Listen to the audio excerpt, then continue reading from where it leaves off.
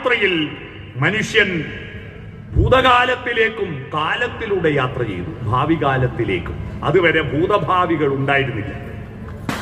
പക്ഷിമൃഗാദികൾക്ക് എവിടെ നിന്നോ വന്നു ഞാൻ, എവിടേക്കോ പോണു ഞാൻ എന്നറിയില്ല. അവർക്ക് വർത്തമാനകാലമേ ഉള്ളൂ, പ്രസന്റ് കണ്ടിന്യൂസ് ടെൻസേ ഉള്ളൂ. പക്ഷിമൃഗാദികൾക്ക് ഭൂതകാലമില്ല, ചരിത്രബോധമില്ല. കല്യാശ്ശേരി പഞ്ചായത്തിന്റെ ചരിത്രം 1990 ജാനകി ടീച്ചറുടെ കാലഘട്ടം ഉണ്ടായിരുന്നപ്പോൾ ജനകീയാസൂത്രണ പരിപാടിക്ക് കേരളത്തിന് മാതൃകയായി തുടക്കം കുറിച്ച പഞ്ചായത്താണിത് എന്ന് അന്ന് വിതരണം ചെയ്ത ഏതെങ്കിലും പശുവിനും പട്ടിക്കും പൂച്ചക്കും അറിയാവോ ഇത് കല്യാശ്ശേരി പഞ്ചായത്താണെന്നും? ഇല്ല. നമുക്ക് ചരിത്രബോധമുണ്ട്. നമുക്ക് കല്യാശ്ശേരിയിലെ സ്വാതന്ത്ര്യ സമര സേനാനികളെ അറിയാം. കേരളത്തിലെ സരസനായ ഒരു മുഖ്യമന്ത്രി നമ്മുടെ വിദേശക്കാരനായിരുന്നു എന്നറിയാം, അല്ലേ? വിപ്ലവ പോരാളി KPR ഈ ദേശക്കാരനായിരുന്നു എന്നറിയാം. ചരിത്രബോധമുണ്ട്. നമുക്ക് ഭാവികാലമുണ്ട്. എന്തു സംഭവിക്കും?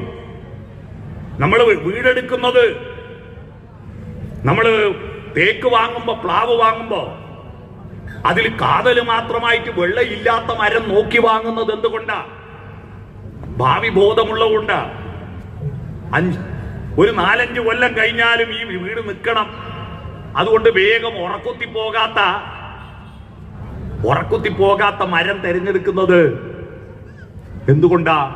ഒരുപാട് കാലം ഇനിയും ഉരുളും. ഈ കാലബോധമുണ്ടായപ്പോഴാണ് ഈ പ്രപഞ്ചം ഉണ്ടായതാണ്. ആദ്യമുണ്ടായത് എന്താ?